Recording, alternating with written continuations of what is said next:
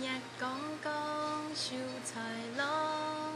一個故事我已經從細聽到大，對頭擺也流傳下來。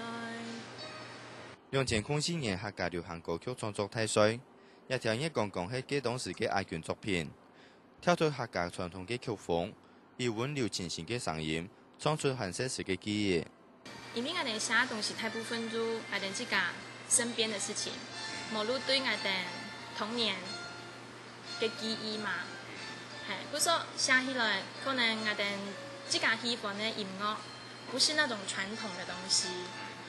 那因為那種東西我們也沒有學，我們不是很了解。由於2009畫圖，佢日本地位仲係佢阿爸，一種畫嘅係佢同邱漢儀，同灣式移民紐西蘭，有得人講嘅創作才華嘅邱漢儀，向下創作客家音樂，最要克服嘅就係語言嘅轉換。要講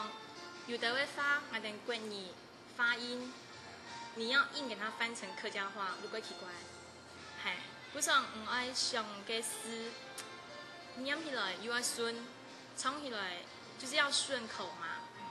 就這一點比較困難一點。2093先專輯順利推出，嘛得到金曲獎嘅肯定，因為兩個獎項，本路客人同朋友真歡喜。